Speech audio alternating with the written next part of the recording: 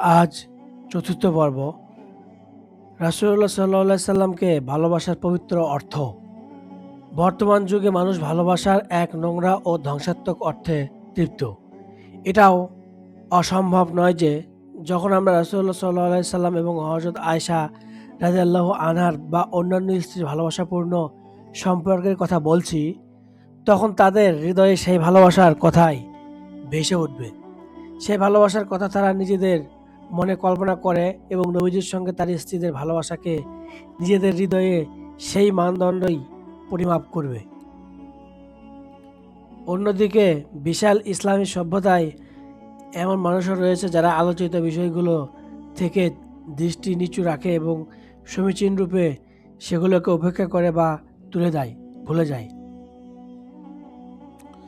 যেন তারা চিন্তা চেতনা কোনো বিষয়ে সমস্যার সম্মুখীন না হয়, হোক সেটা বুঝের দৈন্য, যার মাধ্যমে সে সংশয়ে আবর্ত থেকে বের হতে পারবে না, বরং অনেকেই তা বের হওয়ার কথাই ভুলে যাবে।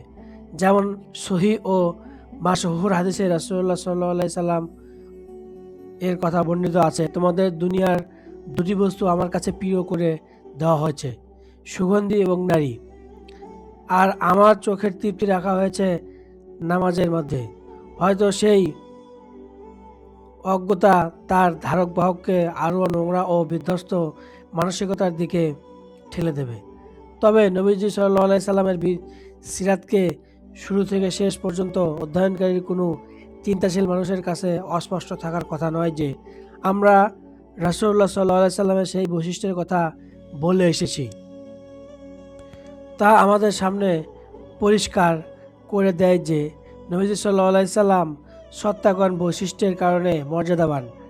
আমাদেরকে এই পরিষ্কার সত্যের সামনে দাঁড় করিয়ে দেয় যে নবীজি সাল্লাল্লাহু আলাইহি সাল্লাম ছিলেন সর্বোচ্চ মানবতা এবং স্বচ্ছ স্বভাবের অধিকারী। বরং আমাদের সামনে নববী বার্তার আরেকটি দিক উদ্ভাসিত করে দেয় যে এই নবুয়ত দিয়ে নবীজি সাল্লাল্লাহু আলাইহি সাল্লাম সমগ্র মানবতার অভিভাবক এবং শিক্ষক হিসেবে প্রেরণ করা হয়েছে। সার কথা, হযরত মুহাম্মদ সাল্লাল্লাহু আলাইহি সাল্লামকে উত্তম চরিত্রের শিক্ষা দেওয়ার জন্যই প্রেরণ করা হয়েছে। যেমনটি তিনি নিজের ব্যাপারে ইরশাদ করেছেন, মানুষ তার জীবনে যত পদ্ধতি ও সম্পর্কের প্যাঁচির থাকুক, এর দুটি দিক রয়েছে, অকল্যাণ ও ধ্বংসাত্মক দিক এবং কল্যাণ ও সংশোধনের দিক। হযরত মুহাম্মদ সাল্লাল্লাহু আলাইহি সাল্লামকে সেই গুরুত্বপূর্ণ মিশন দিয়ে প্রেরণ করা হয়েছে, তা হলো তিনি মানুষকে সর্বোত্তম পথে পরিচালিত করবেন। সেটাই হলো কল্যাণ ও সংশোধনের পথ। প্রতিটি সম্পর্ক ও চলার পথে তার উপদেশমূলক বাণী এবং তার কর্মগত ব্যাখ্যা রয়েছে। নবীজি সাল্লাল্লাহু আলাইহি সাল্লামের অভিভাবকের প্রাক্কালে আরবরা এক প্রকারের মানবতা, সহমর্মিতা ও ভ্রাতৃত্বের স্লোগান দিত এবং তার রক্ষা করার চেষ্টা করত, কিন্তু তারা এগুলোকে বাস্তবায়ন করতে নৈরাজ্যকারী হিসেবে, সংশোধক হিসেবে নয়। তাদের কাছে আভিজাত্যের অনেক মর্যাদা ছিল, তবে তাদের অধিকাংশই আভিজাত্যের সংরক্ষণ বুঝত। নোংরা নৈরাজ্যের মাঝে তারা নারীকে ভালোবাসার এবং প্রতীক হিসেবে শপথ করত। কবিতার সঙ্গে তরঙ্গে সেগুলো ইস্তেহারও করত। তাদের সঙ্গে যৌন সম্পর্ক ছিল, কিন্তু তারা এই ভালোবাসার মূল্যায়ন করত আত্ম অহমিকা এবং নোংরা চরিত্রের লেভেলে। সুতরাং জাহিলিয়াতের যুগে কোনো পুরুষ কোনো নারীকে ভালোবাসার অর্থ ছিল পুরুষের সেই প্রয়োজনে প্রতিনিধিত্ব করা যা কেবল নারীর কাছেই ছিল। এমনকি যখন তাদের চাহিদা পূরণ হতো, নারীর কাছে নিজেকে পরিতৃপ্ত করত, সঙ্গে সঙ্গে ছিটিয়ে থাকা অন্যান্য উদ্দেশ্য জড়িয়ে পড়ত। নারীরা কেবল অধীনস্থ হতে পারত, কোনো কিছুর অধিকারী তারা হতে পারত না। কেবল অন্যের নির্দেশ পালন করত, কারো উপর নির্দেশনা প্রদান করতে পারত না। পুরুষের অধিকারের জন্য কথা বলতো, কিন্তু পুরুষ নারীর কোনো অধিকারের পক্ষে কথা বলতো না। পরবর্তী সময়ে যদি কোনো পুরুষের আশ্রয়ে নারীরা ঝলমলিয়ে উঠত, পুরুষরা ফিরে আসতো গানের দিকে, ভালোবাসার গুণগুণানির দিকে প্রচেষ্টা থাকতো, সম্মান ও অধিকারের ভাষায় মধ্য দিয়ে নিজের আমিত্ব আমিত্বকে তৃপ্ত করা। এভাবে যখন উদ্দেশ্য সফল হতো, সম্ভোগের বাস্তব বস্তুকে তার জায়গায় ফেলে ফিরে আসতো, পূর্বের মতোই আবার নারীকে উপেক্ষা করত। এমনটাই ছিল সেই যুগের নারীর অধিকার, নারীর ব্যাপার। তাদের বক্তব্য ছিল, তুমি তো ঘরের কোনো খেলার বস্তু, প্রয়োজনে পুরুষ তোমার থেকে উপকৃত হবে, তোমাকে দিয়ে খেলবে। এই ছিল ইসলাম পূর্ব যুগে নারীর অবস্থান। ঠিক সেই সময় এই পরিশুদ্ধির জন্য আবির্ভাব ঘটেছিল রাসূলুল্লাহ সাল্লাল্লাহু আলাইহি সাল্লামের। উদ্দেশ্য ছিল এসব আচরণে সঠিক বিচার করা এবং এই বিকৃত সম্পর্কের জন্য বিভ্রান্ত চেতনার জন্য বিশুদ্ধ মানবতার চেহারাকে বেনেকাব করা।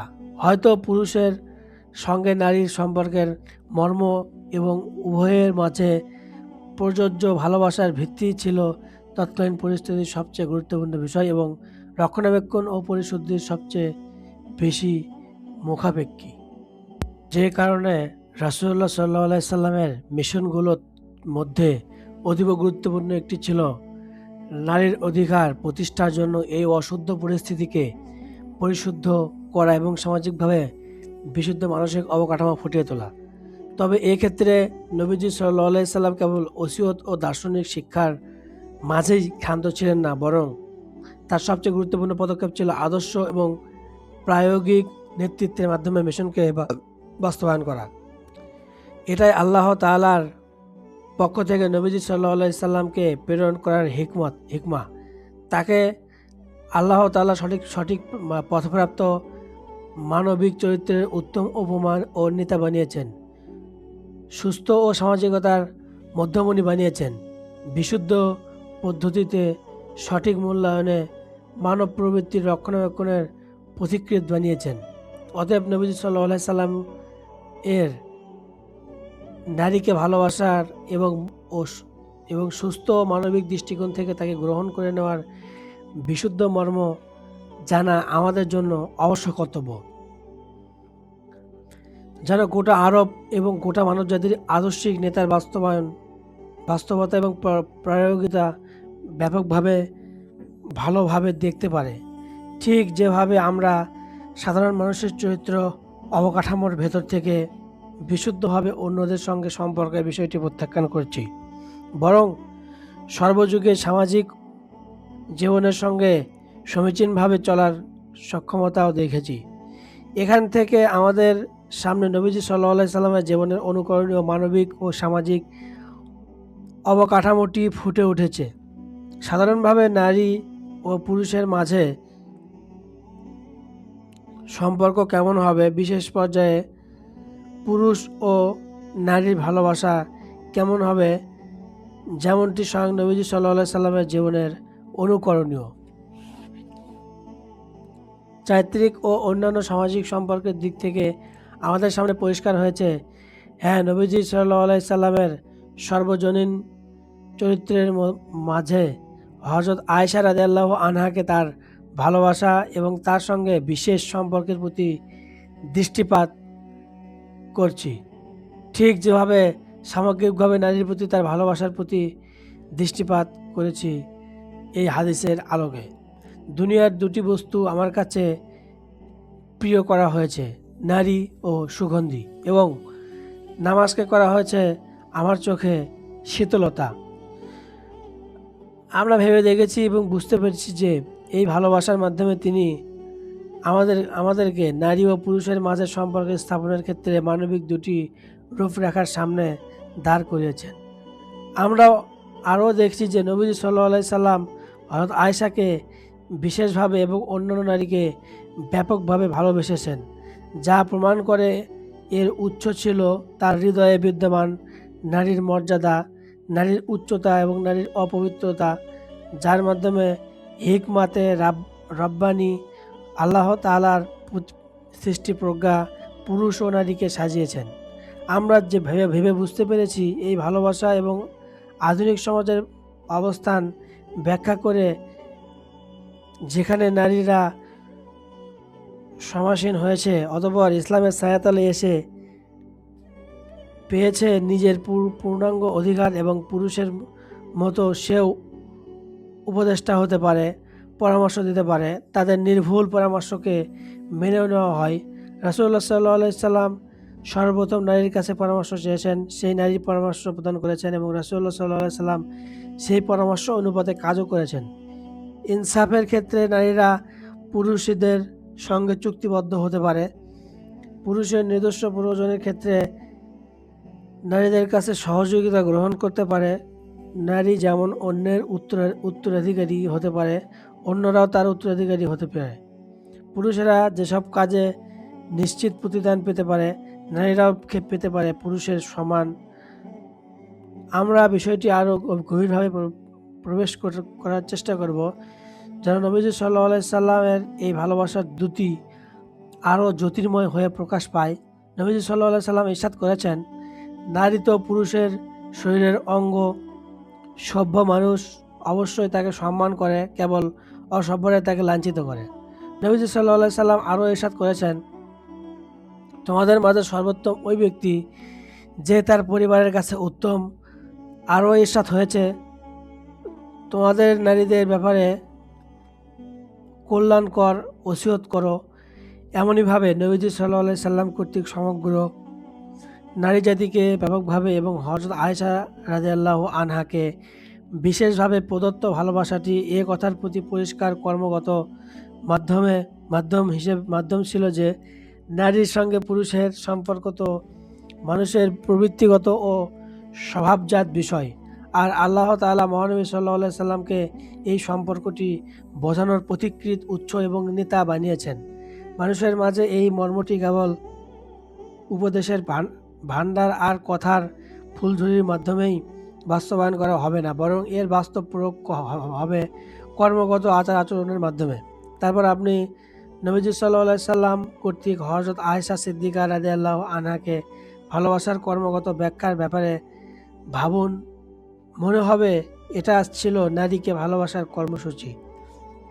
আপনি কি এই ভালোবাসার মাঝে কোনোভাবে কোনো দিক দিয়ে, মানবিক দৃষ্টিকোণ থেকে কিংবা চারিত্রিক মূল্যায়নের দিক থেকে অথবা ইসলামী বিধানের আলোকে কোনো অসৌজন্যমূলক আচরণ প্রত্যক্ষ করেছেন? যদি নবীজি সাল্লাল্লাহু আলাইহি সাল্লামের এই ভালোবাসার স্বার্থসিদ্ধ কিংবা প্রবৃত্তির দাসত্বের কারণে হতো, তাহলে নবুয়তের আবাসগৃহে জীবন পরিক্রমার কোনো না কোনো ক্ষেত্রে অবশ্যই তা প্রকাশ পেত।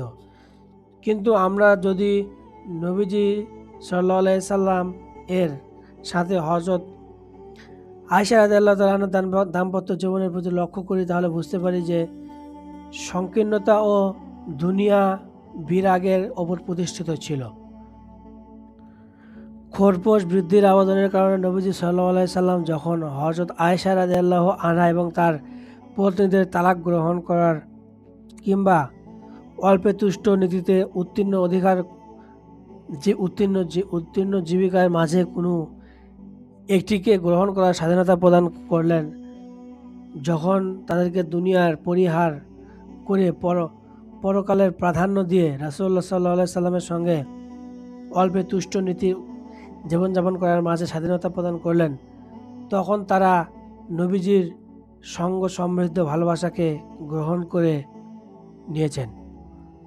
বরং আমাদের জন্য সমীচীন ছিল আমরা রাসূলুল্লাহ সাল্লাল্লাহু আলাইহি সাল্লামকে এমন একজন প্রেমিক হিসেবে দেখব, যিনি জাগতিক সৌন্দর্য ও আহার্যদির মাধ্যমে নিজেদের স্ত্রী মনোরঞ্জন করতে চাইতেন, তাদের কামনাগুলো পূরণ করতে চাইতেন। ইসলাম যদি আধুনিক ভাষায় মানুষের সত্তাগত অধিকার ও বৈশিষ্ট্য বর্ণনা করতে চাইতো, তাহলে অবশ্যই বলতো, নিশ্চয় তার প্রাকৃতিক বুনন ভালোবাসার দ্বারা বুননো। যদি ইসলাম সেই ভালোবাসাকে সন্দেহমুক্তভাবে মানুষের স্বভাবজাত ভালোবাসার ভাষাতেই প্রকাশ করে, তাহলে ভালোবাসার বাস্তব চিত্র ফুটে ওঠে। রাসূলুল্লাহ সাল্লাল্লাহু আলাইহি সাল্লাম এর ভালোবাসার মাঝে।